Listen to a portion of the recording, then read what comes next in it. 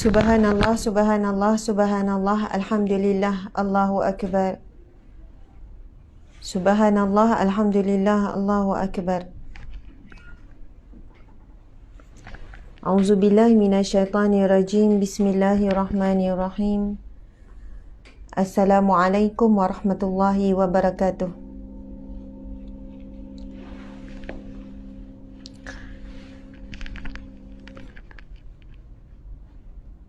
Subhanallah, alhamdulillah, Allahu akbar.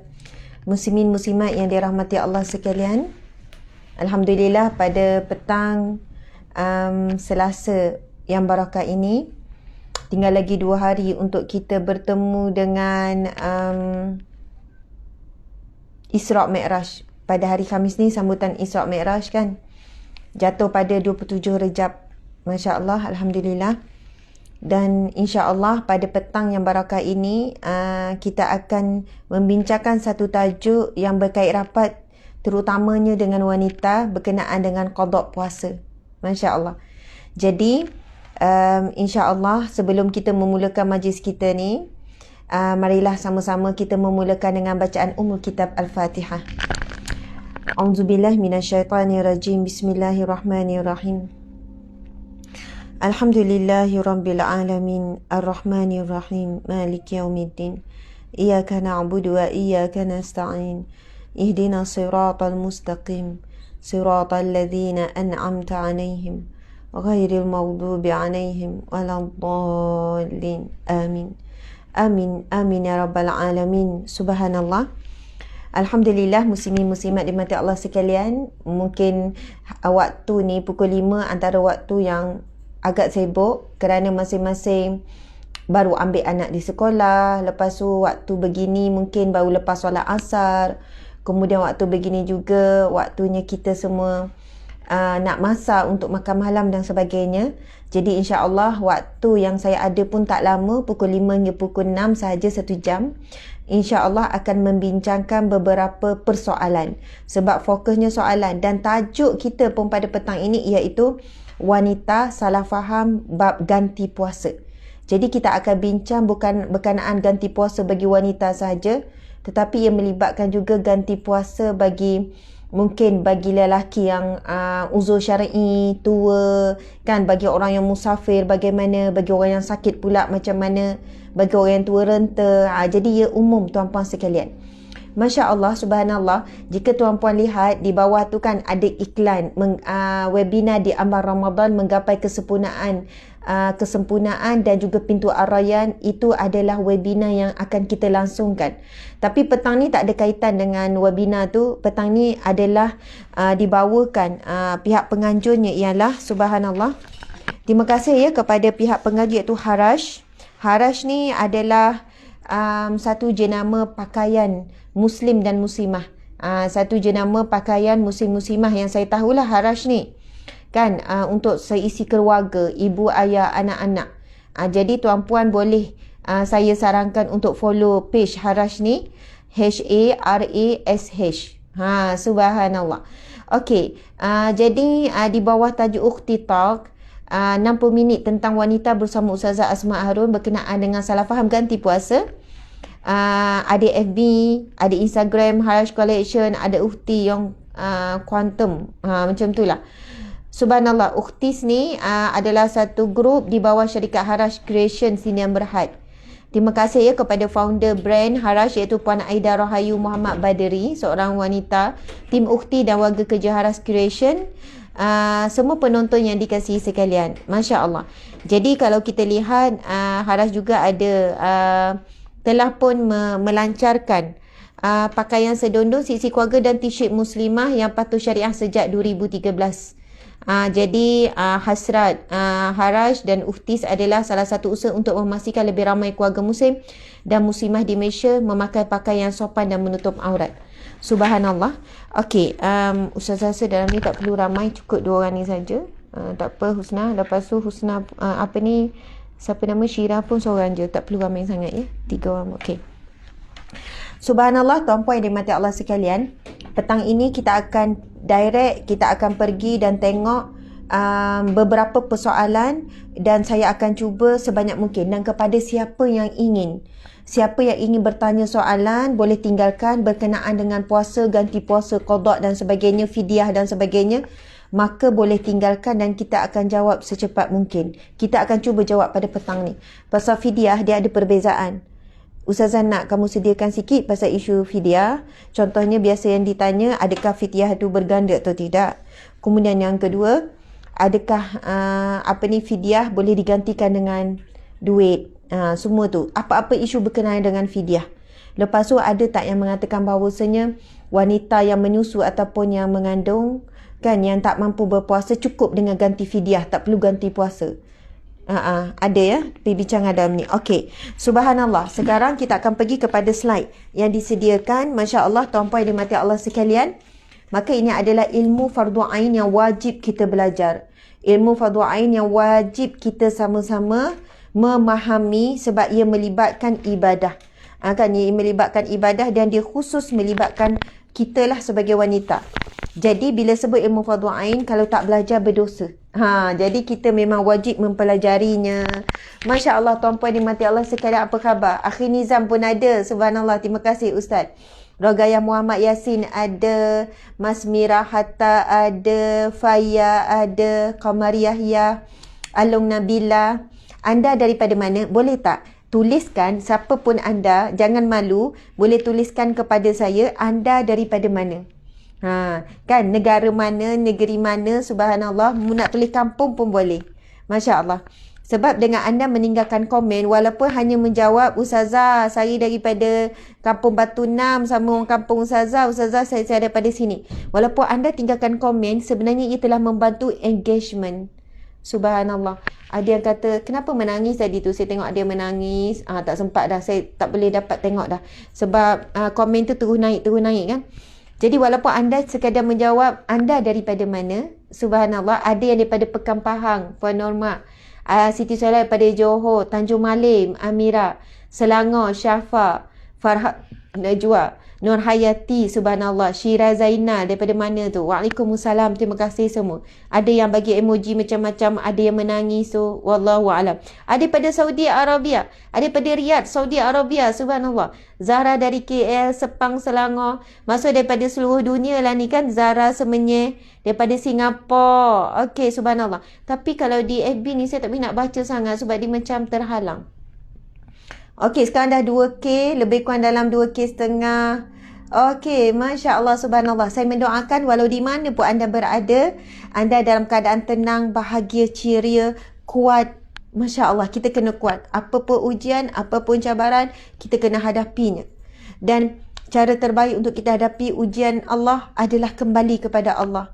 Ada dengan cara kita menyebut zikrullah, kita cuba mencari kekuatan dengan Allah Subhanahu Wa Taala. Allahu Akbar. Ada yang pasal gudang Johor. Nampak tak? Bila anda tinggalkan komen, engagement kita pun akan naik. Masya Allah. Kan, sekadar menjawab anda daripada mana, saya dah gembira. Biasanya lepas habis live, saya akan tengok balik nama-nama yang tulis dan juga anda daripada mana. Kemudian kita, subhanallah, I love you so much tu. Ada yang sebut Ustazah, saya doakan Ustazah sihat. Mudah-mudahan kita semua pun sehat walafiat. Okey, tuan-puan yang dimati Allah sekalian, sekarang kita nak pergi kepada perbincangan kita berkenaan dengan bab ganti puasa. Kita nak Ramadan tinggal lebih kurang 30, tak sampai 40 hari dah. Kan, sebulan lebih sikit je. Sebab kami ni dah 27 Rejab. Jadi subhanallah, nak masuk Syakban dah, sebulan lagi Ramadan. Jadi marilah sama-sama kita kita study balik. Kan, kita refresh balik beberapa persoalan berkenaan dengan Ramadan. Okey, tuan-puan yang follow di FB ni, mungkin tuan-puan akan nampak ada headline di bawah tu. InsyaAllah pada 3 hari bulan 4 kami akan membuat satu webinar khas Ramadan. Kita tak banyak buat webinar. Siapa selalu follow saya, Ustazah Asmat tak buat webinar kerap. Kita buat webinar online 2 bulan sekali sahaja. Dan ini adalah webinar yang sangat istimewa yang kita akan buat pada 3 hari bulan 4. 3 hari bulan 4, tajuknya adalah webinar di Ambar Ramadan, menggapai kesempurnaan dan pintu ar-rayyan. Dan panelnya ialah saya sendiri, salah seorang. Kemudian yang kedua iaitu Al-Fadil Dr. Zaharuddin Abdul Rahman. Saya kira ramai peminat follower Dr. Zaharuddin. Ataupun panggilan pendeknya adalah Dr. Uzar, Ustaz Zaharuddin. Okey, Dr. Zaharuddin Abdul Rahman, kemudian ada Ustaz Abdul Muin Abdul Rahman. Subhanallah, senang elok, dua-dua Abdul Rahman. Tapi saya rasa bukan adik-beradik ni. Ustaz Abdul Muin Abdul Rahman, dia adalah pakar dalam bidang tafsir. Jadi saya sendiri hubungi, saya kata Ustaz Abdul Muin, mungkin Ustaz Abdul Muin boleh kupas Ramadan dari sudut ditelusuri berdasarkan firman Allah dalam Al-Quran. So dalam Al-Quran ada beberapa kan berkenaan dengan Ramadan, jadi minta Ustaz Abdul Muin pakar dari tafsir Al-Quran untuk membincangkan Ramadan dari sudut Al-Quran. Subhanallah. Manakala Ustaz Zaharuddin kan Ustaz Dr. Zaharuddin, rasa ramai yang kenal, akan pada sebelah petang forum berkenaan dengan soal jawab Ramadan. Kemudian saya pula akan membawakan tajuk menggapai pintu Ar-Rayyan dan kesempurnaan Ramadan. Tuan-puan sekalian, webinar ini akan merangkumi pelbagai, dari sudut fiqh, dari sudut akidah, dari sudut tasawuf. Kan, dari sudut tasawuf, bagaimana nak menggapai pintu Ar-Rayyan, sebab itu hadis yang sahih. Kan, Nabi menjanjikan siapa yang yang diterima puasanya akan dipanggil melalui pintu Ar-Rayyan, iaitu pintu syurga. Kemudian macam mana nak menggapai darjat taqwa. Subhanallah. Itu pun satu juga topik yang kita akan bincangkan, bagaimana Ramadan ini untuk menggapai darjat taqwa. Subhanallah, Allahu Akbar. Jadi sebab apa saya bagi tahu awal-awal Elan ni, saya bimbang nanti tuan-puan kan ada urusan apa semua dah nak live, nak keluar sebelum kita habis. Jadi boleh nampak ada nombor untuk dihubungi dan kita ada share link. Kita sebenarnya hari ni adalah hari pertama kita wawarkan tentang webinar yang bakal berlangsung pada 3 hari bulan 4. Kita membawakan 3 ahli panel yang utama, saya sendiri, Dr. Zaharuddin, kemudian Ustaz Abdul Muin. Masya Allah, subhanallah. Alhamdulillah. Sekarang kita pergi kepada tajuk kita. Baiklah, kita akan bincangkan beberapa perkara pada petang ini. Apakah maksud ganti puasa ataupun qada puasa? Kemudian dalil kewajipan mengganti puasa. Siapakah yang wajib ganti puasa? Salah faham yang selalu berlaku. Apa dia? Menggabungkan puasa ganti dan puasa sunat. Jadi boleh tak ni yang duduk tanya nak gabung ganti dan juga puasa sunat? Yang kedua, membatalkan puasa ganti tanpa sebarang keuzuran. Okey, sekarang ni ramai orang tengah puasa ganti. Lepas tu tiba-tiba hari tu memang elok dah niat nak puasa ganti. Kan kawan tu bawa lah pula biryani gam. Kan, subhanallah, kawan tu pula tak adalah bagi tahu esok dia nak bawa apa semua. Kita dah tak boleh tahan dah, macam mana? Boleh tak puasa ganti? Tak ada sebab-sebab, bukan tak sihat ke apa, tapi sebab rasa tak mampu untuk menahan keinginan tu. Jadi kita pun buka puasa. Jadi kita akan jawab nanti. Yang ketiga, wanita hamil atau menyusui anak perlu ganti puasa atau bayar fidyah sahaja ataupun kedua-duanya. Nanti kita tengok. Yang keempat, tidak ingat akan jumlah sebenar qada ganti puasa yang perlu dilakukan. Kemudian kita akan berkongsi doa dipertemukan bulan Ramadan. Masya Allah. Yang ni pun jadi isu yang keempat ni. Saya terima banyak soalan ni. Ustazah, saya baru bertaubat, saya baru hijrah Ustazah. Masa saya start daripada saya uzur, saya tak ingat dah umur berapa, mungkin umur 12, umur 13. Sampai umur saya 20 lebih, 30 lebih, saya banyak tak puasa. Saya banyak tinggalkan puasa. Dan saya tak tahu berapa banyak yang saya kena qada. Allahu Akbar. Subhanallah. Jadi soalan-soalan seperti ini insya-Allah anda perlu bersama dengan saya sampai akhir. Tak lama, sehingga pukul 6 sahaja. Okey, kita akan tengok dulu apakah maksud ganti puasa. Ataupun bahasa Arabnya qada puasa. Istilah lain bagi ganti puasa ialah qada puasa. Qada puasa bermaksud puasa yang kita niatkan untuk mengganti puasa wajib. Yang berlaku puasa wajib satu je, puasa Ramadan. Yang kedua, puasa wajib adalah puasa nazar. Kalau kita nazar kan, nak puasa 3 hari berturut-turut, kalau anak dapat straight A. Kalau dapat anak perempuan nak puasa nazar 2 minggu berturut-turut, itu dah jadi puasa wajib. Wajib ditunaikan by hook by crook. Subhanallah. Jadi ada 2 lah kategori puasa yang wajib, puasa Ramadan dan juga puasa nazar. Dan mungkin yang ketiga kita boleh sebutkan sebagai puasa kafarah, yang mana siapa yang bersetubuh di siang hari Ramadan, maka wajib ke atasnya berpuasa 2 bulan berturut-turut sebagai hukuman. Kalau kita sebut fidyah ni adalah sebagai ganti rugi lah fidyah ni. kan, ganti supaya fidyah itu menggantikan kerugian kita yang mana kita tak puasa lalu ganti rugi pahala itu kita bayar fidyah. Tapi bila sebut kafarah, kafarah ini adalah satu bentuk hukuman. Jadi bagi orang yang melakukan jima bersetubuh suami isteri di siang hari Ramadan, maka kafarah ada 3 kan. Yang pertama, berpuasa 2 bulan berturut-turut. Yang kedua, iaitu membebaskan hamba. Yang ketiga, memberi makan kepada 60 orang fakir miskin. Yang berbeza tuan-puan sekalian. Tak boleh nilaikan satu, nilaikan berapa 60, lepas tu bagi pada seorang, tidak. Dia ada kaedah dia. Jadi ada 3 lah puasa yang wajib. Satu, puasa yang betul-betul betul-betul wajib, yang pure adalah puasa Ramadan. Kemudian yang kedua, puasa kafarah. Kemudian yang ketiga iaitu puasa nazar, yang mana ia sebenarnya sunat. Puasa ni sunat tapi dinazarkan jadi ia wajib. Ia jadi sumpah. Nazar ni dia bersumpah. Kan dia bersumpah dengan Allah, ya Allah, sekiranya engkau makbulkan hajatku ini ya Allah, maka aku bernazar untuk berpuasa selama 10 hari berturut-turut. Subhanallah, contohnya begitu. Saya sendiri ada pengalaman buat puasa nazar. Kan ada sesuatu keinginan yang sangat kuat, kemudian buat niat untuk puasa nazar, maka alhamdulillah Allah izinkan, lalu kita tunaikanlah. Kalau kita tak tunaikan, berdosa besar. Berdosa besar hukumnya, sebab itu dah menjadi satu kewajipan sumpah yang perlu dilunaskan kepada Allah Subhanahu Wa Taala. Okey, sekarang kita tengok. Qada puasa bermaksud puasa yang kita niatkan untuk mengganti puasa wajib yang ditinggalkan, sama ada secara sengaja ataupun tidak. Sebagai contoh, orang yang meninggalkan puasa Ramadan kerana sedang haid berkewajipan mengganti puasa tersebut di bulan yang lainnya. Masya Allah. Okey, kita tengok apakah maksud ganti puasa lagi. Apabila meninggalkan puasa sebanyak 6 hari, wajib baginya mengqada 6 hari sebanyak jumlah hari yang ditinggalkan. Wajib sama dengan jumlah yang dia tinggalkan. Batas waktu untuk mengqada puasanya adalah sampai datang bulan Ramadan berikutnya. Apabila tidak dilakukan, ia wajib mengqada serta membayar fidyah. Subhanallah. Tuan-puan yang dirahmati Allah sekalian, cuba cari tim apakah hukum wanita ataupun lelaki yang sengaja tidak mengqadakkan puasa tanpa uzur. Maksudnya, ini pun ramai yang tanya, Ustazah, saya tak ada apa-apa halangan pun nak qadak puasa. Cuma saya malas, cuma saya rasa macam malas nak puasa, saya rasa tak kuat. Yang Ramadan hari tu saya tinggalkan puasa kerana haid, dan sepanjang 11 bulan selepas Ramadan, dan sengaja meninggalkan puasa, sengaja tak qada. Memang tak qada walaupun tak ada apa-apa alasan. Sebab ada orang dia tak mampu nak qada sepanjang tahun. Sebab apa? Sebab dia menyusu anak. Ada yang sebab mengandung. Mungkin ada sebab sakit-sakit tertentu.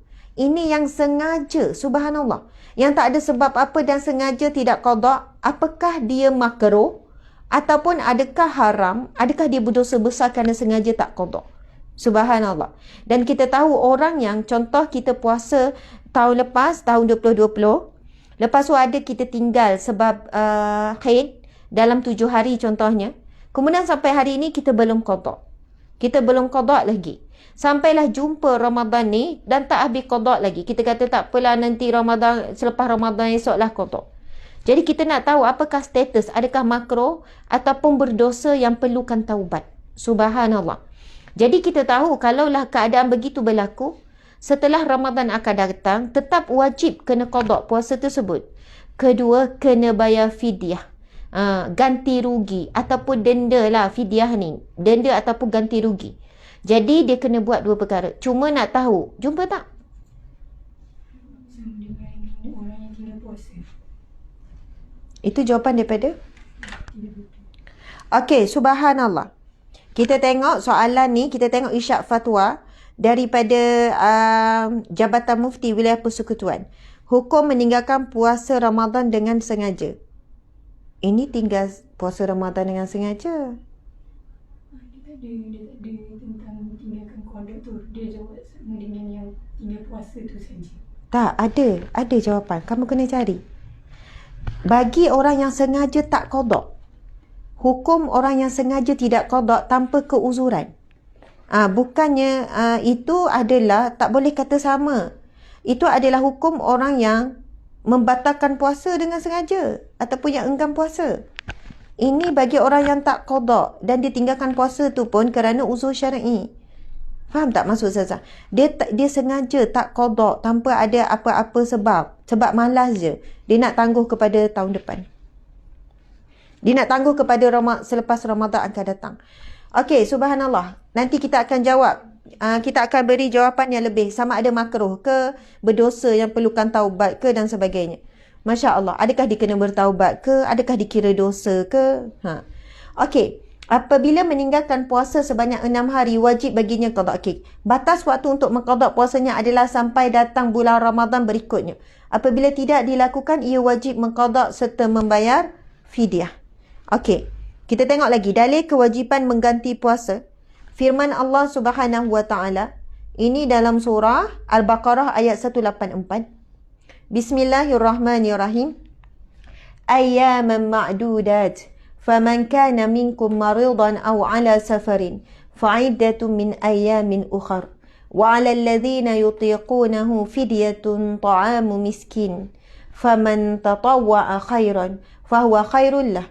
Wa antasumu khairul lakum in kuntum ta'lamun. Allahu Akbar. Cuba cari dalam buku ni. Minta dia orang cari. Okey, subhanallah. Yang bermaksud puasa yang diwajibkan itu ialah beberapa hari tertentu. Maka sesiapa di antara kamu yang sakit atau dalam musafir, bolehlah dia berbuka. Nanti kita akan kupas ni. Sakit yang macam mana, musafir yang macam mana. Kan? Maka sesiapa di antara kamu yang sakit atau dalam musafir, maka bolehlah dia berbuka. Kemudian wajiblah dia berpuasa sebanyak hari yang dibuka itu pada hari-hari yang lain. Dan wajib atas orang-orang yang tidak terdaya berpuasa kerana tua dan sebagainya, membayar fidyah. Ini bab fidyah pula. Bagi orang yang tidak terdaya berpuasa. Contohnya, dia dah sakit. Sakit yang mana doktor kata dia dah tak boleh berpuasa sepanjang tahun, melibatkan perut. Ataupun doktor kata kanser kamu dah tahap yang stage 4, tahap dah teruk, jadi Ramadan dekat kamu tak boleh puasa sebab kamu perlu ada beberapa ubat yang perlu kamu ambil. Bila pesakit ni tanya, doktor berapa lama? Mungkin kamu perlu bertahan sampailah mati.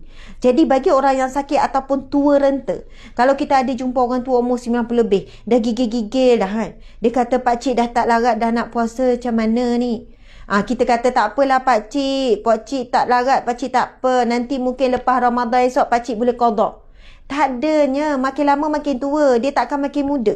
Jadi bagi orang tua yang begini, yang memang dah tak mampu puasa, dia terus gantikan dengan fidyah. Dia ganti dengan fidyah. Dia tak perlu lagi qada, cukup dia dengan bayar fidyah. Sebab itu dalam firman Allah ni, Allah menyebutkan tentang pada hari-hari yang lain. Dan wajib atas orang yang tidak terdaya. Nanti kita kupas siapakah golongan tidak terdaya. Kerana tua dan sebagainya. Membayar fidyah, iaitu memberi makan orang miskin. Maka sesiapa yang dengan sukarela memberikan bayaran fidyah lebih dari yang ditentukan itu, maka itu adalah suatu kebaikan baginya. Dan walaupun demikian, berpuasa itu lebih baik bagi kamu daripada memberi fidyah. Kalau kamu mengetahui. Subhanallah, Allahu Akbar. Kalau orang tanya, Ustazah, kalau dah bayar fidyah kira pahala sama tak? Tak. Sudah tentu qada puasa ia jauh lebih baik. Sama juga dengan ada orang yang bertanya, Ustazah, waris meninggal dunia dan masih ada lagi puasa yang belum diganti. Mana lebih afdal? Bayar fidyah saja ataupun qada? Qada, waris qada puasa si mati itu lebih afdal. Subhanallah. Kemudian bagi yang bertanya, ni juga tim. Contoh, sebab ini pun jadi isu juga bagi orang yang berpuasa. Sama ada orang yang sakit ataupun musafir, dia dah tahu esok dia nak musafir. Adakah dia boleh terus tak berpuasa? Ataupun dia bangun dulu sahur, kemudian pertengah jalan dia tak larat baru berbuka? Faham tak? Contoh kedua, orang yang sakit juga. Sebab ada sebagian ulama' mengatakan, walaupun dia sakit, dia tetap kena bangun ikhtiar juga berpuasa. Kemudian apabila sampai pukul 9, contoh tak larat, pukul 10, lalu dia berbuka. Sebab firman Allah di sini, maka sesiapa di antara kamu yang sakit atau dalam musafir, bolehlah dia berbuka. Maksud bila bolehlah dia berbuka, soalannya dia bermula dengan puasa dulu. Sebab ada orang bila doktor kata, kamu ni tak larat ni, kamu mengandung ni, kamu ni kalau puasa takut bahaya, takut kamu tak larat. Adakah ibu yang mengandung awal-awal lagi dia tak payah bangun sahur, dia tak payah ni? Ataupun dia kena bangun juga sahur, dia cuba juga berpuasa. Kalau in case pukul 8 dia tak larat, pukul 10 tak larat, maka dia boleh berbuka. Subhanallah. Jadi itu juga menjadi satu perbahasan ulama. Adakah dia boleh daripada awal lagi? Sama juga dengan orang yang bekerja teruk. Orang bekerja teruk apa semua. Adakah sebab dia dah tahu dia kerja teruk bawah terik matahari memang tak larat? Adakah dia tak payah terus niat nak puasa besok? Ataupun dia boleh terus tak bangun sahur? Ataupun dia kena bangun juga sahur dan berniat puasa? Dan apabila dia mula tak larat, barulah dia berbuka. Subhanallah. Jadi perkara-perkara tu memang kena jawab dengan tuntas. Okey, kita pergi dulu kepada persoalan lain. Saya akan jawab persoalan tu. Okey, siapakah yang wajib ganti puasa? Antara orang yang wajib ganti puasa iaitu orang sakit yang ada harapan sembuh. Jadi wajib ganti. Orang yang sakit dan kerana dia sakit dia tinggalkan puasa dan dia ada harapan yang sembuh, maka dia wajib qada. Yang kedua, orang yang bermusafir bukan kerana maksiat. Okey, kenapa kita tulis bukan kerana maksiat? Musafir yang dibenarkan berbuka dan musafir yang diterima oleh Allah Subhanahu Wa Taala dan musafir yang boleh kita jamak, kita boleh qasar, yang Allah berikan kemudahan bagi kita orang musafir. Mesti syarat musafir itu musafir yang bukan kerana maksiat. Kalau orang tu dia musafir tapi dengan tujuan nak jumpa kekasih dia, kan, nak pergi dating, nampak tak musafir yang dia buat tu untuk maksiat? Ada orang nak pergi musafir jauh-jauh, kan, tapi dengan tujuan untuk membeli sesuatu yang haram contohnya. Jadi musafir berjalan ustazah, itu kira itu ikut syarak. Kan, pergi berjalan musafir, balik kampung ustazah, itu ikut syarak. Musafir bekerja, maksudnya musafir yang tidak dapat rukhsah dan sebagainya, kalaulah dia melakukan musafir dengan tujuan maksiat. Nak pergi musafir mana tu? Nak pergi Genting. Nak buat apa Genting? Nak pergi berjudi. Nampak tak? Musafir juga. Jadi on the way nak pergi berjudi apa semua tu, dia tak boleh, dia tidak dikira sebagai musafir yang mendapat rukhsah. Allahu Akbar. Dan mungkin orang yang melakukan musafir kerana maksiat, dia tak adalah wallahu a'lam, mungkin dia solat juga dan sebagainya. Mudah-mudahan solat tu menghalang dia lah daripada meneruskan niat untuk melakukan maksiat. Okey, Masya Allah. Yang ketiga, orang yang kedatangan haid ataupun nifas. Ini golongan yang ketiga, yang mana wajib qada puasanya. Yang keempat, wanita hamil atau menyusukan anak, yang kerana dia bimbang sama ada dirinya yang mengandung dan menyusu, ataupun dia bimbang kepada bayi atas sebab apa pun. Ada ibu yang mengandung, dia okey, dia tak lemah, dia okey, tapi dia risau. Anak ni macam tak bergerak. Kalau Dan tak makan, kalau Dan makan, dia aktif. Tapi sekarang macam dia tak makan ni, macam dia tak bergerak ni. Dia pun makan lah, walaupun dia kuat, tapi dibimbangi anak. Jadi buka puasa bagi ibu mengandung dan ibu menyusu, sebenarnya dia boleh dia boleh sama ada buka puasa kerana dirinya yang tak larat ataupun kerana bimbang anak. Ibu menyusu, kan, dia okey, dia boleh tahan apa, tapi dia risau, dia rasa macam takut susu ni tak cukup zat, takut anak ni masalah. Jadi bagi ibu yang menyusu dan mengandung diberikan kemudahan rukhsah untuk berbuka puasa, untuk tidak berpuasa. Jadi golongan ini juga wajib diqada. Subhanallah. Hukum hakam berbuka puasa semasa musafir. Masya Allah.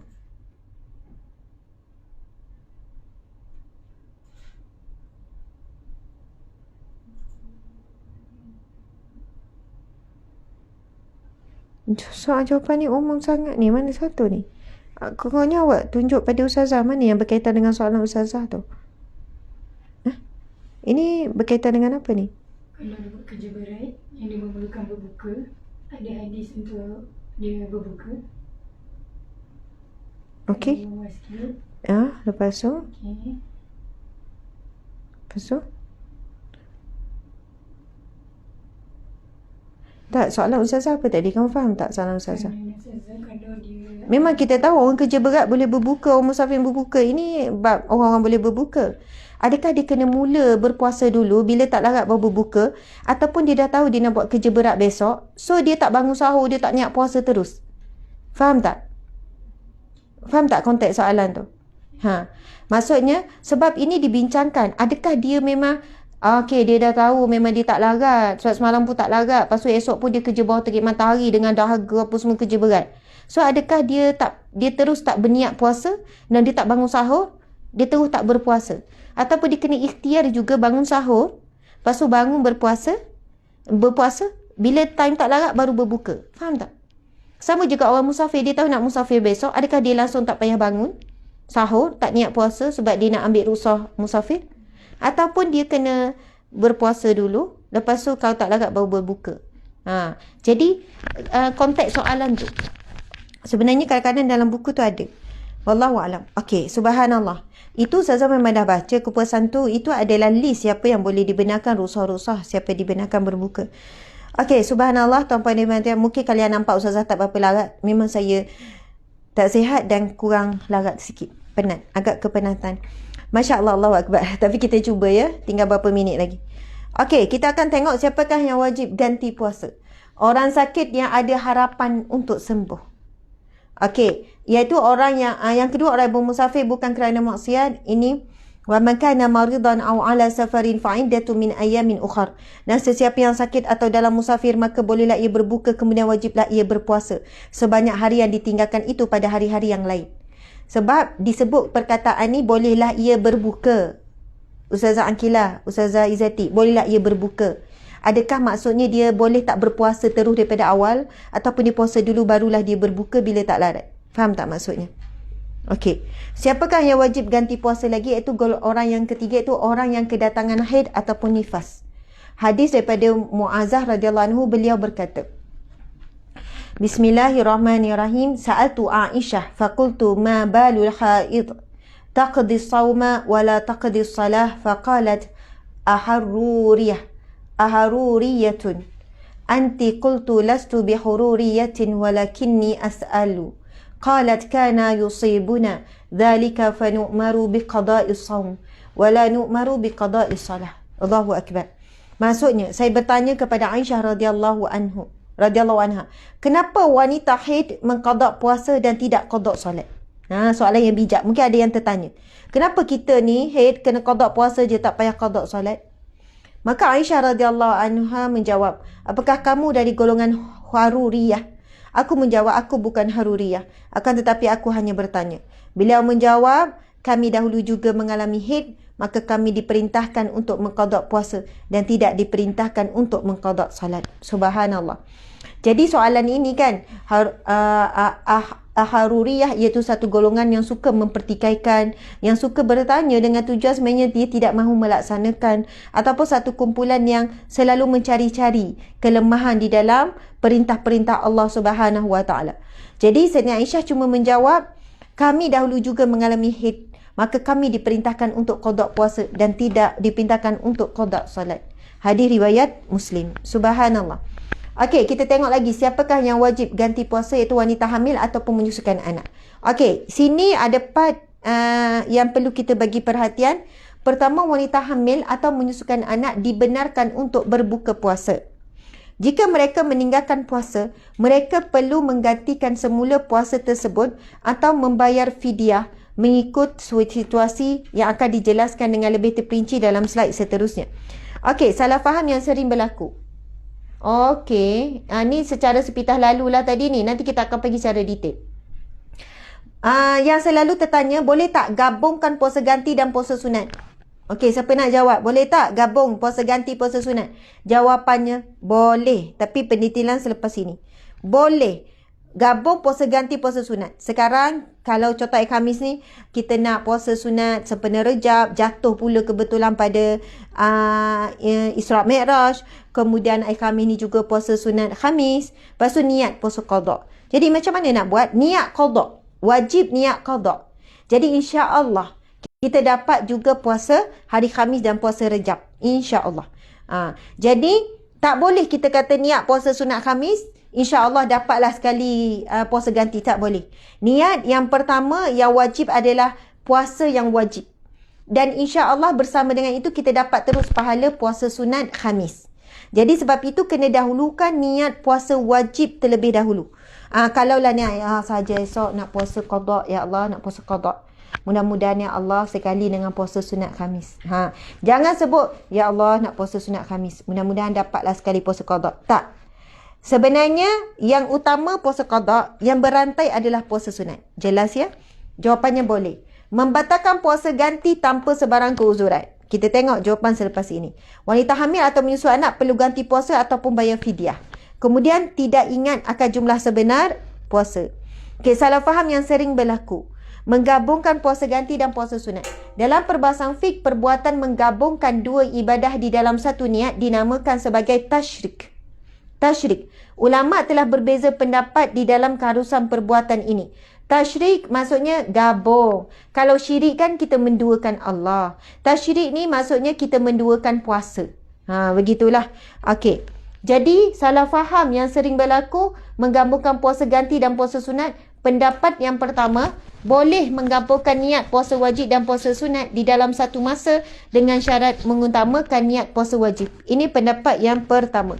Okey, menurut Imam Ibn Qudamah, beliau menyatakan, jika diniatkan keduanya, puasa sunat dan puasa wajib, dia mendapat ganjaran bagi kedua-duanya, atau diniatkan salah satu maka gugur tuntutan satu lagi dan tidak mendapat ganjarannya. Subhanallah. Okey, jadi kalau kita berpuasa sunat dan puasa wajib, dia mendapat ganjaran bagi kedua-duanya. Jadi niatlah puasa wajib, dahulukan dulu niat puasa wajib dan kita dapat dua-dua. Kalau 3 dapat 3-3. Macam hari tu jatuh puasa Khamis, jatuh pula Ayyamul Bait, iaitu hari putih, jatuh pula puasa Rejab, jatuh pula buat pula puasa wajib, puasa qada. Ustazah, puasa qada kita dapat pahala tak? Dapat pahala. Qada puasa dapat pahala. Masya-Allah. Sebab ada orang kata, Ustazah, saya nak kejar puasa sunat, Ustazah. Banyak pahala sunat kan, Khamis, Jumaat, Isnin, Khamis. Jadi saya macam mana Ustazah nak qada ke ni? Saya kata antara qada itu wajib. Wajib sudah tentu lebih banyak pahalanya berbanding puasa sunat. Masya Allah. Ada orang kata, Ustazah, saya nak solat sunat, tapi saya banyak lagi tak qada. Ya Allah, saya kata kalau kamu solat qada pun kamu dapat pahala. Sebab apa-apa yang wajib, kedudukannya, pahalanya lebih banyak berbanding sunat. Tapi Ustazah, boleh tak qada buat solat saya banyak lagi tapi nak buat juga solat sunat? Jawapannya, boleh. Boleh. Bukan kata, Ustazah, kalau macam tu sampai matilah saya tak boleh solat sunat. Saya nak solat duha, tapi ada orang kata, daripada kau solat sunat baik kau qada. Sebab qada tu wajib. Tak, jawapannya boleh. Jadi tak solat duha, solat tahajud, solat hajat, solat. Tapi qada buat juga. Masya Allah. Bukanlah kena habis qada dulu, barulah buat puasa, buat solat sunat. Ataupun habis qada dulu, barulah puasa sunat. Bahkan bila sampai Syawal, afdal kita tidak menggabungkan. Tapi gabung puasa sunat Syawal dengan puasa qada pun boleh. Boleh jawapannya. Tapi mana lebih afdal? Mengasingkan. Jadi ada orang dia buat puasa sunat Syawal dulu sebab qada tu dia fikir boleh qada bulan-bulan yang lain. Sunat Syawal pula kan dalam bulan Syawal saja. Jadi jawapannya boleh ke tidak? Boleh. Tapi yang afdalnya habiskan qada dulu barulah puasa sunat. Kalau macam tu, satu bulan Syawal tu puasa je lah. Kan? Qada dah 10 hari contoh. Lepas tu puasa sunat ni. Lepas tu ada jemputan-jemputan rumah terbuka. Dah. Lepas tu campur uzur pula. Habis macam tu. Jadi subhanallah, siapa yang nak gabung tidak ada masalah. Okey, kita tengok sekarang ni. Yang seterusnya, salah faham yang sering berlaku menggabungkan puasa ganti puasa sunat. Pendapat kedua mengatakan menimpun antara dua ibadat yang diniatkan dengan zatnya seperti puasa wajib beserta puasa sunat, maka tidak sah. Okey. Bismillah.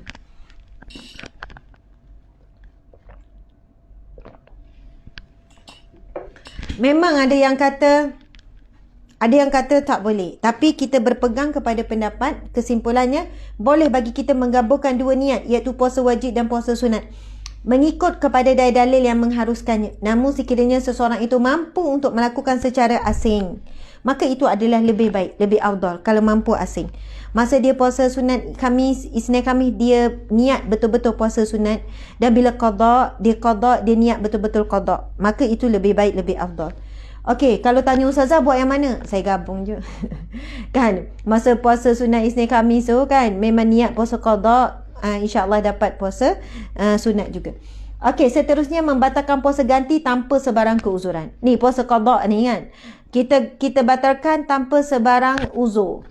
Pendapat pertama, tidak boleh membatalkan puasa qada Ramadan jika dia berbuka dengan sengaja tanpa sebarang uzur, maka dia wajib melakukan dua perkara. Yang pertama, bertaubat kerana dia telah melakukan dosa besar.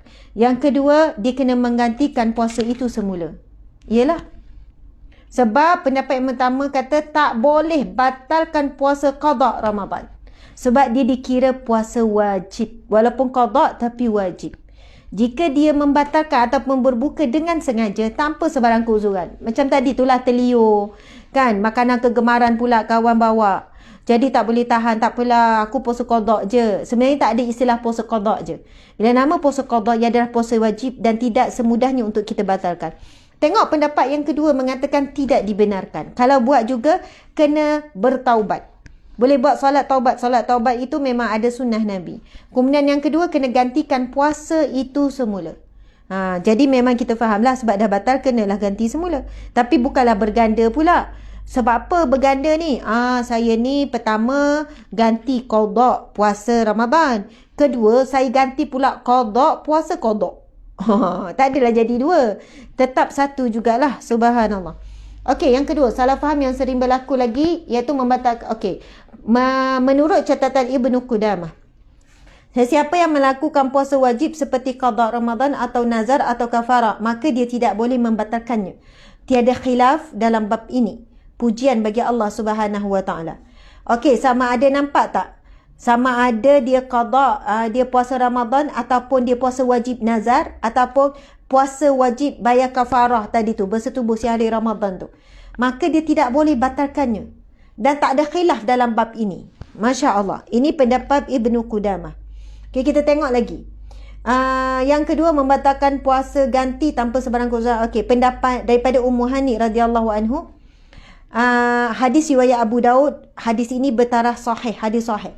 Ketika hari pembukaan kota Mekah, Fatimah datang dan duduk di sebelah kiri Rasulullah sallallahu alaihi wasallam. Sementara Ummu Hani di sisi kanan baginda. Ummu Hani berkata, kemudian datanglah seorang anak wanita membawa bejana berisi air minum. Lalu dia memberikannya kepada Nabi Muhammad sallallahu alaihi wasallam. Nabi Muhammad sallallahu alaihi wasallam lantas minum sebahagian daripadanya. Kemudian baginda memberikannya kepada Ummu Hani. Lalu dia meminum sebahagian daripadanya dan berkata, wahai Rasulullah sallallahu alaihi wasallam, sungguh saya telah berbuka padahal saya sedang berpuasa. Baginda lalu berkata kepadanya, apakah kamu qada puasa? Beliau berkata tidak. Lalu beliau berkata, hal itu tidak mengapa bagimu apabila berpuasa sunat. Subhanallah. Kan Ummu Hani berada bersama dengan Rasulullah sallallahu alaihi wasallam. Dan kalau ikut sejarah, siapakah Ummu Hani? Tolong cari jap. Ummu Hani ni pengasuh ataupun saya lupa, tapi dia wanita tua. Ummu Hani ni tak silap dia macam ibu angkat Rasulullah. Ada ni kaitan. Kenapa? Jap. Ummu Hani ni ada kaitan dengan, subhanallah. Siapa? Sebutkan je. Dia perempuan keturunan Bani Hashim. Ya. Kakak daripada Ali bin Abi Talib. Kakak kepada Ali bin Abi Talib. Ummu Hani ni kakak kepada Ali bin Abi Talib. Itulah dia. Jadi sepupu Rasulullah sallallahu alaihi wasallam. Dan dia ada ikatan lain lagi dengan Nabi sallallahu alaihi wasallam. Sebab itu banyak kisah disebutkan Nabi dengan Ummu Hani. Masya Allah. Jadi bila sebut Ummu Hani ni, kan, masa ni sementara Ummu Hani di sisi kanan baginda. Nampak tak? Maksudnya Ummu Hani ni duduk dekat dengan Rasulullah sallallahu alaihi wasallam. Okey, jadi Ummu Hani minum sebab Rasulullah bagi, Ummu Hani pun buka minum. Lepas tu Ummu Hani kata, ya Rasulullah, aku berpuasa dan aku telah berbuka. Rasulullah tu tanya, adakah kamu puasa qada? Tidak, kamu hanya berpuasa sunat. Jadi Nabi kata, itu tidak mengapa bagi kamu. Kenapa Nabi bertanya, kamu puasa qada ke puasa sunat? Soalannya, Nabi ni concern. Kalau puasa sunat, tak mengapa. Tapi kalau puasa wajib, maka ia tidak dibenarkan untuk berbuka. Okey, itu di antara dalil hujah. Pendapat yang pertama mengatakan bahawa tidak dibenarkan sengaja batalkan puasa yang puasa wajib, puasa qada. Okey, yang kedua. Hadis ini dengan jelas, seterusnya, hadis ini dengan jelas membezakan antara puasa sunat dengan puasa wajib. Dalam bab puasa sunat, kita dibenarkan untuk membatalkannya. Berbeza pula dengan puasa wajib. Okey. Pendapat kedua, dibenarkan untuk membatalkan puasa qada Ramadan. Ini berdasarkan Syekh Abdul Rahman As-Suhaim menjelaskan. Yang benar ialah tidak berdosa untuk membatalkan puasa qada. Namun itu perbuatan yang buruk. perbuatan yang agama tak suka, perbuatan yang keji tak boleh. Macam itulah. Maksudnya membatalkan puasa qada hukumnya makruh, bukannya haram pada beliau. Okey, pendapat ini berpegang dengan hadis lain yang diriwayatkan oleh Ummu Hani. Ummu Hani juga perawi hadis. Ummu Hani juga adalah salah seorang perawi hadis. Hadis riwayat Ahmad. Dalam satu riwayat, sesungguhnya Rasulullah sallallahu alaihi wasallam menikmati satu minuman. Kemudian baginda memberikannya kepada Ummu Hani radhiyallahu anha. Ummu Hani berkata, sesungguhnya saya puasa, namun saya tidak suka untuk menolak pemberian engkau. Nabi Muhammad SAW berkata, iaitu jika kamu qada puasa Ramadan, maka kamu gantikannya. Jika puasa sunat, jika kamu mahu gantikan boleh, jika tidak, tiada masalah. Jadi, dia adalah hadis yang sama, tetapi daripada matan yang berbeza. Biasa ya tuan-puan sekalian, kadang-kadang sampai kepada kita beberapa matan hadis, tetapi hadis yang sama. Mungkin perawi ni bawa matan hadis begini, perawi ni bawa matan hadis begini. Jadi ulama yang mengatakan bahawasanya tidak jatuh haram untuk sengaja membatalkan puasa qada berdasarkan hadis Ummu Hani juga, yang mana Ummu Hani kata, Rasulullah berkata, jika kamu qada puasa Ramadan, maka kamu gantikannya. Kalau kamu ni qada puasa Ramadan, nanti kena ganti lagi lah. Namun jika puasa sunat, jika kamu mahu ganti boleh. Soalnya Nabi kata kamu dah biasa puasa Isnin Khamis contohnya. Lepas tu kamu berbuka sebab kamu tak boleh, yelah sengaja berbuka sebab terliur. Maka kamu boleh qada. Kalau dah jadi kebiasaan tuan-puan sekalian. Bukan boleh qada keesokan hari niat qada puasa sunat semalam. Tapi bagi orang yang tak biasa, bukan kebiasaan, maka dia tak adalah istilah qada tu. Dan jika tidak, tiada masalah. Tapi kalau membatalkan puasa qada Ramadan, wajib gantikannya. Masya Allah. Okey, seterusnya riwayat ini menunjukkan dua perkara. Nabi Muhammad SAW tidak menyatakan berdosa jika membatalkan puasa qada Ramadan. Seseorang yang berbuat demikian hanya perlu menggantikannya semula, tapi perbuatan itu perbuatan yang makruh, tidak disukai. Soalannya mempermainkan puasa, semudah-mudahnya nak batalkan kan, mempermainkan ibadah puasa, kemudian ia adalah satu perbuatan yang buruk. Macam tu. Okey, kesimpulannya, sebaik-baiknya janganlah kita berbuka puasa, kerana ada kaedah menyatakan keluar daripada khilaf amat digalakkan. Dalam kes ini, kita keluar daripada perbezaan pandangan kalangan ulama, berpeganglah dengan pendapat yang pertama, iaitu tidak membenarkannya. Sekiranya kita mahu juga buka puasa, pastikan ia bukanlah disebabkan faktor yang kecil seperti terliur dengan makanan yang sedap atau tanpa apa-apa alasan yang tidak munasabah. Tapi sebenarnya isu terliur lah biasanya, bukan isu lain. Tiba-tiba bos kata, okey hari ni saya nak belanja, semua makan. Dia bukan puasa Isnin Khamis, dia puasa Selasa. Tapi tiba-tiba bos kata, okey jom, tengah ini saya nak belanja. Dekat mana bos? Dekat Magnate. Magnate ke? Menate. Magnet lah. Sebenarnya sebutannya magnet kan? Tahu? Tu kan, yang stick-stick yang mahal tu. Kan satu daging harga RM60, RM120, yang ada lembu wagyu tu. Subhanallah. Kan tapi eja dia MENATE. Jadi sama ada nak sebut menate ke, pemegnate ke, tapi sebenarnya magnet. Kan betul. Jadi ya Allah, bos pula nak belanja situ. Sudahlah, kalau memang seumur hidup kalau orang tak belanja tak boleh makan. Jadi biasa ada isu lain lagi ke yang menyebabkan kita rasa nak berbuka? Kalau isu tak sihat, memang boleh buka. Isu apa? Ini isunya adalah berbuka puasa kerana tak ada sebab uzur apa-apa. Maksudnya bukanlah ustazah saya nak buka uzur-uzur apa, uzur terliur. Itu bukan uzur. Jadi subhanallah, bila berlaku keadaan begini, mungkin cara yang paling selamat. Kalau kita rasa aduh nak berbuka juga kan. Jadi kita, sebab ada khilaf ulama, maka kita bertaubatlah. Kalau dah berbuka juga, tak tahan juga, bertaubat, mohon ampun dengan Allah, dan kita mengambil pendapat yang kedua. Tapi yang paling afdal, kita pilih pendapat yang pertama. Tak boleh berbuka. Namun saya kalau nak sebut pendapat yang pertama je, contoh saya share. Saya kata tak boleh, tak dibenarkan, hukumnya haram. Maka saya tidak berlaku jujur dalam berkongsi ilmu. Jadi bila ada orang berbuka macam tu, haram, berdosa besar. Subhanallah, maka ia jadi satu keadaan yang memberatkan agama. Macam tu lah ya ceritanya. Okey, ada siapa nak belanja Magnate ke saya? Saya tahu memang orang kata sedap apa semua. Siapa nak belanja, bolehlah hubungi pada nombor yang tertera. Macam tu kan. Subhanallah. Okey, tuan-puan yang dimati Allah sekalian. Sekarang berapa orang ni tengok ni? 3,800. Oh, makin ramai. Masya Allah. Saya ingatkan makin kurang. Okey, jadi sebab semakin ramai tuan-puan sekalian, saya nak sekali lagi iklan. Jangan lari pula Ustazah iklan terus lari. Kesian tak Ustazah? Okey, insya-Allah pada 3 hari bulan 4 kita akan mengadakan webinar di ambang Ramadan. Bertajuk menggapai kesempurnaan Ramadan dan juga pintu Ar-Rayyan. Ini daripada hadis yang sahih, pintu Ar-Rayyan iaitu pintu yang akan dipanggil masuk golongan yang berpuasa oleh Allah Subhanahu Wa Taala. Jadi siapakah penceramahnya? Ustazah Asmat tak rajin buat webinar. Setahun 4 kali je. Tahun lepas buat 3 kali je tuan-puan sekalian. 2 bulan 3 bulan sekali baru buat. Sebab saya malu nak buat webinar berbayar. Semua ceramah-ceramah semua kita bagi percuma, free. Tapi sekali-sekala kami perlu buat juga webinar berbayar sebab kami perlu menampung kos operasi.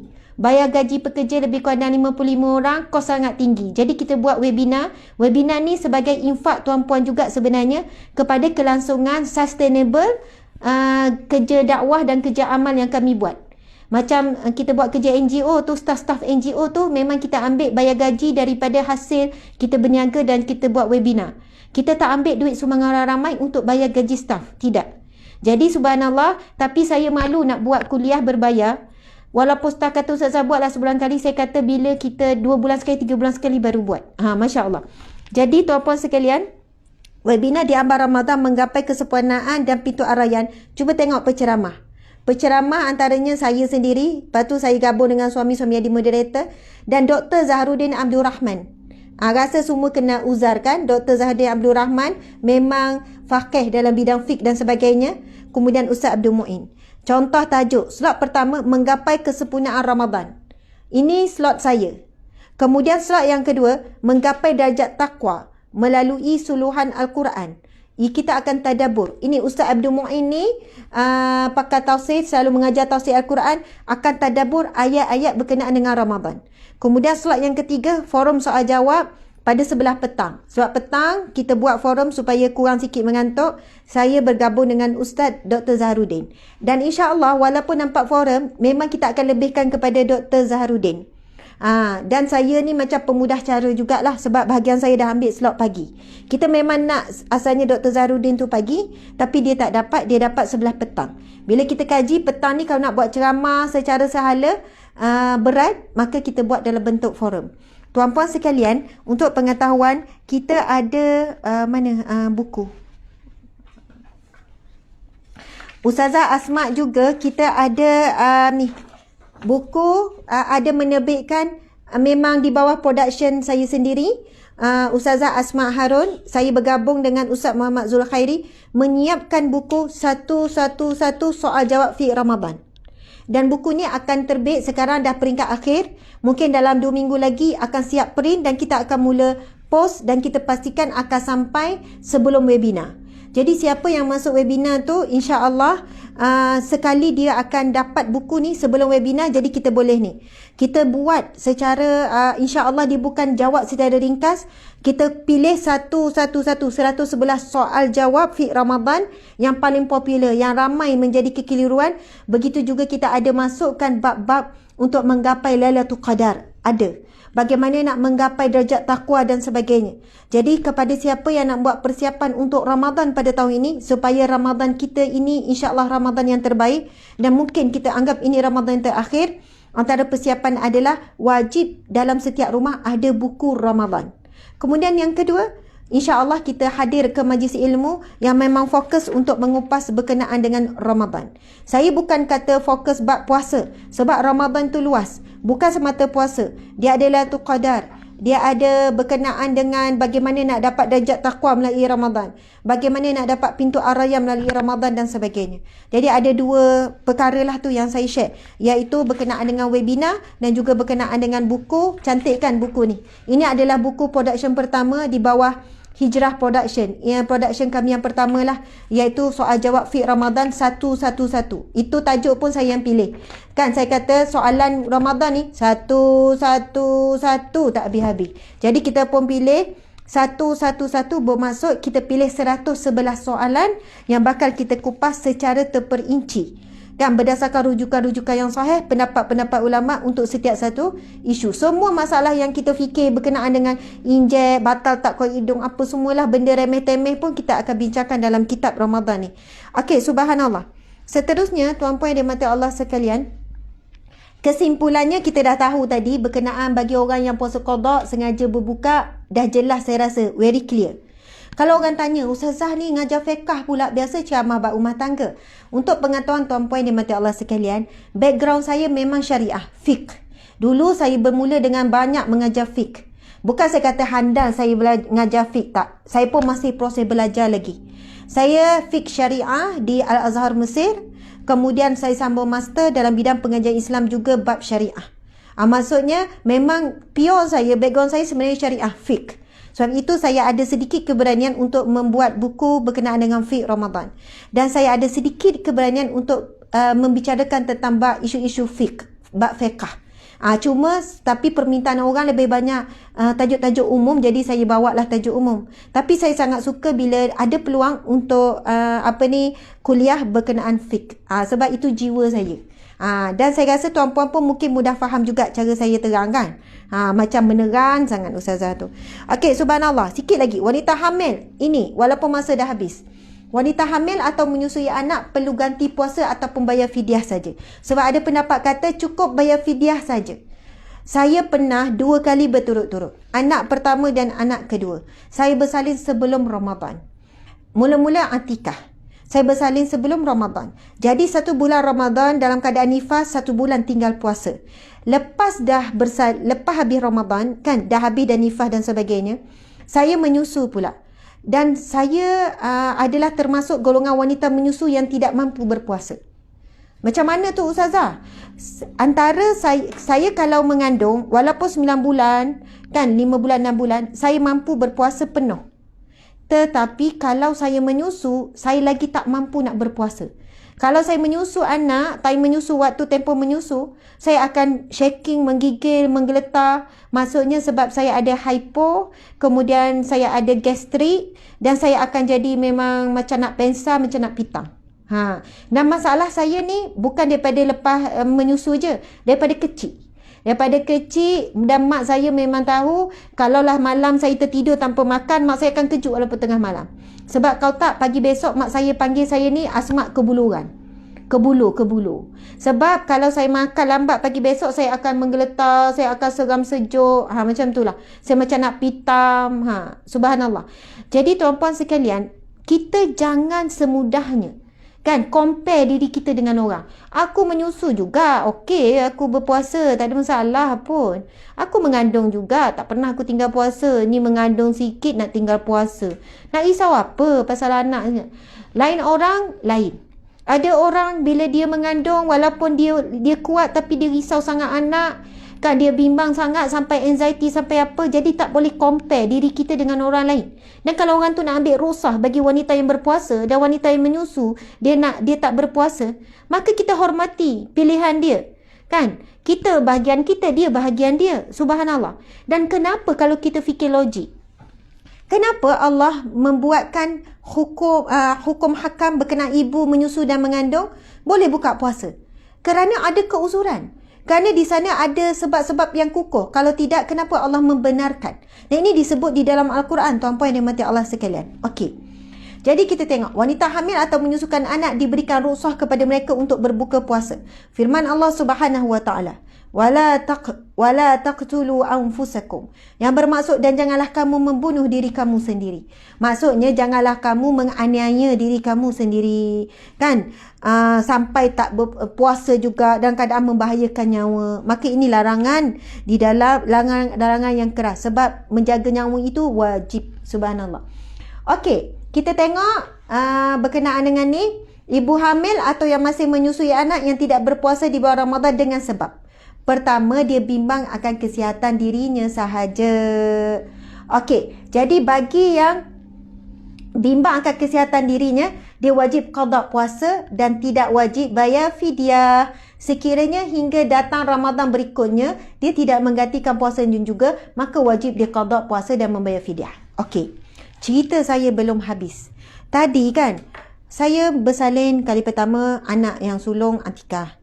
Lepas tu dah tinggal 1 bulan. Kemudian saya menyusu dan sepanjang tahun tu saya tak mampu qada. Bukan tak cuba. Cuba sampai tengah hari sebab anak menyusu rasa lapar sangat sampai menggeletar dan sebagainya. Subhanallah, mungkin saya tak kuat usaha, Allahualam. Jadi saya tak dah mampu nak qada 30 hari tinggal tuan-puan sekalian. Lepas tu dalam tempoh tersebut kan mengandung pula anak yang kedua. Dalam nyusu mengandung pula anak kedua. Janganlah pula buat ayat kecaman. Kan mengandung rapat-rapat, tak menjarak gini-gini. Memang saya 10 tahun dalam tempoh perkahwinan, saya mengandung 9 kali.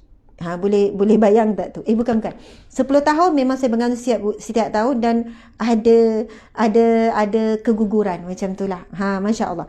Jadi mengandung pula anak yang kedua. Lepas tu, masya-Allah, pendek cerita, dia mengandung tu bukanlah exactly betul-betul selepas Atikah ada umur beberapa bulan lah. Lepas tu saya bersalin pula anak yang kedua tu sama juga sebelum Ramadan. Ceritanya. Jadi pada hampir 2 tahun ataupun 3 tahun ataupun tengah tu ada selang. Saya tinggalkan puasa jadi 2 bulan berturut-turut, 60 hari nak kena qada. Kita kadang 6 hari haid, 7 hari haid pun dah berat.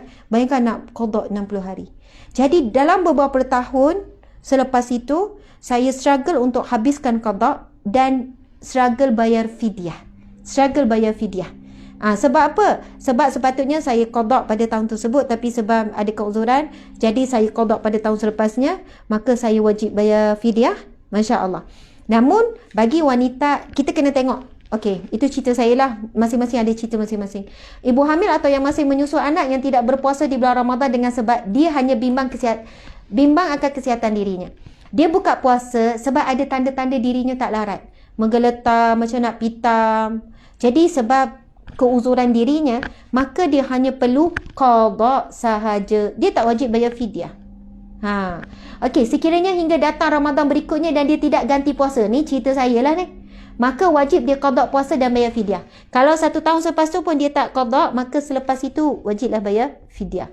Okey, yang kedua, ibu hamil atau masih menyusui anak yang tidak berpuasa di bulan Ramadan dengan sebab bimbangkan kesihatan janinnya, anaknya sahaja. Dia okey. Dia maintain je. Kau lapar tak? Kau kan menyusu. Aku okey, aku tak lapar. Aku macam biasa je. Lepas tu dia mengandung dah sangat. Okey ke? Okey, saya kuat. Tapi saya bimbang pasal anak lah. Rasa macam dia tak bergerak. Biasa dia menendang. Kan? Biasa kadang dia ketuk-ketuk perut ni. Kadang-kadang dia berjoget. Kadang-kadang macam-macam. Jadi, aku risaulah ni kan. Saya risaulah. Jadi dia berbuka bukan sebab dia uzur. Dia sihat kuat. Dia okey. Petang tu boleh pergi bazar Ramadan lagi. Kan, masya-Allah. Tapi dia berbuka kerana bimbangkan keadaan anak. Jadi bagi situasi ini, dia pergi kepada wajib qada puasa, wajib bayar fidyah. Sebab dia kuat, dia tak ada masalah. Cuma dia risau pasal anak. Saya takutlah nak berpuasa sebab saya bimbang zat anak dalam perut tak cukup. Saya bimbanglah nak menyusu. Takut anak yang menyusu ni tak cukup zat. Nampak tak? Bukan sebab dia larat je. Tapi disebabkan anak, maka dua. Dia perlu bayar qada puasa dan wajib bayar fidyah. Tuan-puan yang dimati Allah sekalian, saya percaya anda akan jumpa pendapat yang berbeza. Ada yang kata tak perlu bayar fidyah, qada saja. Ada yang kata pula bayar fidyah je, tak perlu qada. Maka subhanallah, di sini saya bawa pendapat yang terkuat. Bukan menafikan pendapat-pendapat yang lain. Dan tuan-puan bila belajar fiqh, tuan-puan tak boleh, kita kena berlapang dada. Belajar fiqh kena berlapang dada. Tak boleh. Rupanya sesat lah ustaz tu ngajar dulu, barulah tahu yang betul. Tak semestinya. Antaranya adalah kerana saya sendiri tidak mempunyai ilmu yang luas. Jadi saya tak mampu untuk membahaskan semua pendapat para alim ulama' dan mazhab. Saya tak mampu. Dan saya hanya biasanya memilih pendapat-pendapat yang terpilih ataupun pendapat yang terkuat ataupun pendapat yang pendapat mutamad tu dia tak ada khilaf lah, tuan-puan sekalian. Jadi belajar bab solat ke bab puasa ke bab apa-apa ke, kalau nampak ada khilaf perbezaan antara ulama' muktabar, maka bersangka baik. Contoh bab bab apa yang selalu orang bergaduh macam-macam lah. Okey. Salah faham yang saya berlaku lagi, tidak ingat jumlah sebenar qada ganti pos yang perlu dilakukan. Okey, ini pasal orang yang baru hijrah, dia ustazah saya tak tahu berapa banyak saya nak kena qada. Saya tak tahu ustazah berapa banyak yang saya kena qada. Tuan-puan sekalian, saya ni kan bila cakap pasal puasa, ada banyak sangat isu yang nak dibincangkan. Contoh, ada orang dia tak tahu dia berhadas. Orang yang berhadas besar sah tak puasa dia? Orang yang sedang berhadas besar sah tak puasa dia? Antaranya adalah ramai remaja yang tanya saya, ustazah, saya tak tahu pun onani tu salah. Saya selalu buat onani masa umur saya tingkatan 2, tingkatan 3, tingkatan 4 apa semua. Dan saya tak pernah mandi wajib pun. Yang lelaki tanya. So saya tak tahu pun mengeluarkan air mani tu wajib mandi wajib. Saya ingat bila bersetubuh je. Kan, dan saya tak tahu pun apa yang berlaku masa saya melakukan onani. Remaja hari ni tanya saya soalan tu. Sebab apa? Sebab terdedah kepada video lucah. Terdedah kepada cerita-cerita yang berunsur-unsur lucah dan sebagainya. Allahu Akbar. Jadi tuan-puan sekalian, banyak sebenarnya isu-isu yang apa hukum onani. Dan kalau buat onani bulan Ramadan, batal tak puasa? Adakah sama dia kena buat kafarah seperti mana orang yang bersetubuh siang Ramadan sebab dia mengeluarkan air mani juga? Jadi soalan-soalan ini akan terjawab dalam webinar kita. Nampak tak tu? Bijak ustazah nak iklan. Tapi memang betul, kalau nak kupas terlalu banyak isu-isu berkenaan dengan Ramadan, tapi ini ilmu fardu ain, kita wajib belajar. Okey, tuan-puan dimati Allah sekalian, kita tengok para ulama mengatakan boleh menggunakan dua kaedah. Kaedah berdasarkan keyakinan, kaedah takribi anggaran berapa hari yang ditinggalkan. Okey, saya nak kaedah berdasarkan keyakinan. Ini berdasarkan hadis riwayat Abu Daud dan bertaraf sahih. Iza syakka ahadukum fi salatihi falyulqi syak wal yabni 'ala al-yakin. Masya-Allah. Apabila kalian ragu dalam solat, hendaklah membuang keraguan dan mengambil yang lebih yakin. Ada juga falyatraku syakku. Maka kamu buang rasa syak. Contoh tengah semayang kan, Allahu Akbar. Tiba-tiba rasa angin nak keluar. Kita pun nahan dah. Kemut lah kan. Kemut. Apa hukum kemut? Kentut. Kan kemut supaya kentut tak keluar. Apa hukum dia? Tak makruh dalam solat. Yang makruh di luar solat. Masa mentara maghrib isyak tu dah rasa dah nak kentut tapi duk tahan. Jadi yang sepatutnya lepaskan je lah. Kalau cinta tak dilepaskan merana. Kentut tak dilepaskan pun menderita tuan-puan sekalian. Jadi ada orang sebab malas nak ulang wudu apa semua duk tahan. Jadi makruh. Tapi kalau dalam solat barulah rasa, maka tahanlah. Kalau asyik nak melepas, akhirnya duk ulang solat. Jadi masa solat kita duk nahan. Susah hati dah ni. Sudah nak rukuk macam mana ni, nak tahan ni. Kan mencabar ni kan. Lepas tu kan kita punya handal menahan tu sampai rasa kentut tu masuk balik ke dalam. Pernah buat tak? Pernah kan? Kan punya tahan tu kan rasa macam dia tu berangin, bergelora ke dalam. Kita dah confuse. Kentut ke tidak? Dia keluar ke? Dia masuk dalam ke? Dia keluar. Sekarang statusnya apa? Syak, was-was. Antara dua. Nabi kata kalau kamu timbul rasa was-was dalam solat, kamu buang was-was, kamu kena yakin. Jadi kita terus letak tak kentut, terus solat.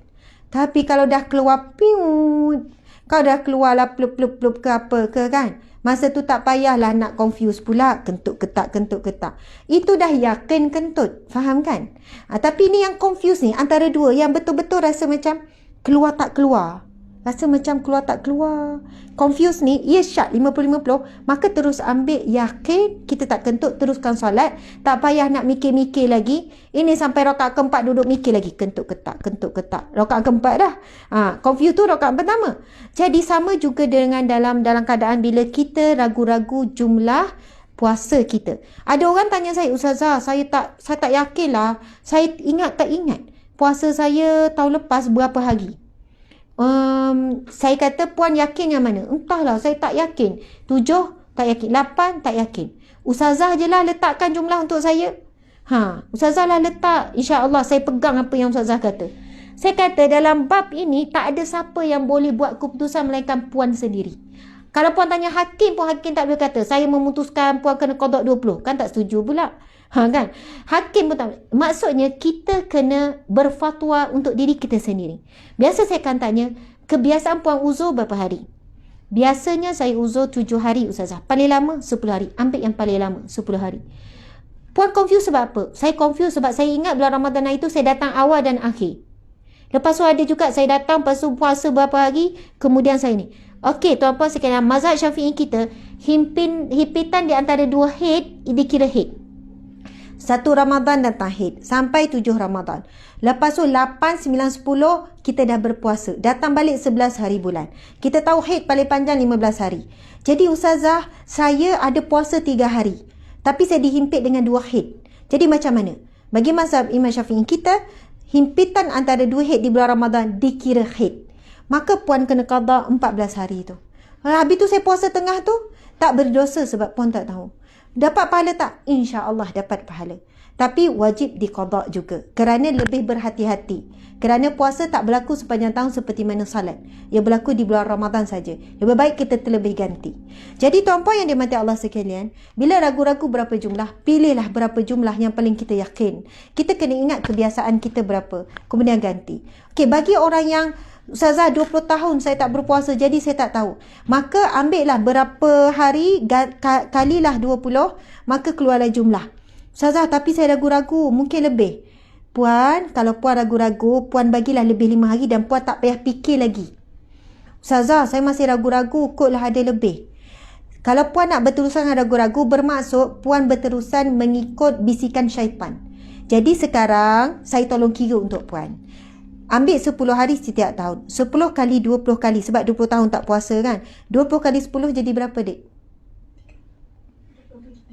200 hari lah. Betul. Jadi 200 hari. Ustazah, saya macam kod-kod lah lebih ke macam mana Ustazah? Tak payah ada kod-kod ke? Tak payah ke meja ke? Tak payah semua tu. Saya kata puan pegang ni 200 hari. Puan qada ni dan puan terus yakin. InsyaAllah. Kalaupun sebenarnya ada terlebih, Allah maafkan. Itu jawapannya, tuan-puan sekalian. Sebab kita keputusan atas keyakinan. Jadi puan tak payah fikir lagi. Kalau saya kata lebih kalah 5 hari, puan akan cakap, kok lebih lagi? Dah lebih lah 10 hari. Mana tahu Ustazah, tak cukup lagi. Sampai bila puan tak habis. Puan pegang satu jumlah, puan pegang dan puan yakin. Dan sekiranya sebenarnya lebih, maka insya-Allah dimaafkan oleh Allah Subhanahu Wa Taala. Sebab itu kaedah ni, kan, kaedah qawaid fiqh. Siapa belajar fiqh, saya pun belajar qawaid fiqhiyah. Al-yaqinu la yuzalu bisyak. Yakin itu tidak akan ditolak, tidak akan tergelincir dengan datangnya syak. Yakin lebih kuat. Masya Allah. Okey, jadi masa kita ni salah faham, tidak ingat akan jumlah sebenarnya, mungkin juga bagi orang yang lupa. Okey, saya dah jawab lah tu. Kaedah takribi ulama menjelaskan sama boleh terlalu sedikit, adakah sama boleh terlalu banyak. Jadi okey, ataupun bila kita tanya, adakah kamu tidak berpuasa selama 50 hari? Sikit, rasa lebih. Adakah tak puasa selama 10 hari? Itu banyak sangat. Jadi antara 50 dengan 90, ambil tengah-tengah 75. Ini kaedah yang kedua. Yang tadi tu buat keputusan untuk diri sendiri, buat anggaran. Yang kedua ambil tengah-tengah. Jadi lepas dah ambil tengah-tengah, tak payah nak confuse lagi lah. Kan, terus yakin saja. Subhanallah, tidak ingat jumlah sebenar doa di pertemuan Ramadan. Sebagai penutup perkongsian kita pada petang ini, sama-samalah kita berdoa. Inilah doa para sahabat. Ia bukanlah doa daripada dia daripada sahabat kan. Ni tak, kamu tak tulis ni sumber. Ni doa daripada mana? Bukan daripada hadis, tapi daripada para sahabat. Betul? Okey. Subhanallah. Doanya bismillahirrahmanirrahim. Kita tahu, semua kita hafal. Allahumma barik lana fi Rajab wa Sya'ban wa balighna fi Ramadan. Ya Allah, berkatilah kepada kami bulan Rajab dan Sya'ban, dan pertemukanlah kami dengan bulan Ramadan. Amin ya rabbal alamin. Subhanallah. Mudah-mudahan, sekali lagi saya ingin mengajak jemput untuk join webinar. Kalau siapa Ustazah, saya tunggu gaji. Memang sempat. Sebab kita memang dah sengaja ambil seminggu, 2 minggu selepas gaji. Jadi jangan bimbang, webinar ni selepas kita masuk dan kita tak akan delay. Tuan-puan, kalau pada 3 hari bulan tu kebetulannya tak dapat ke apa, tuan-puan beli je dulu webinar ni, infak je dulu yuran tersebut. Boleh tengok anytime selepas tu. Masya Allah. Jadi kalau nak tunggu, ada limit ke Ustazah? No limit, tak ada limit.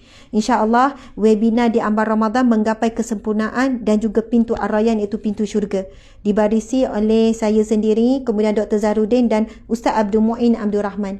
Jadi dari sudut fiqh, dari sudut akidah dan dari sudut tasawuf kita akan bincangkan berkenaan dengan Ramadan.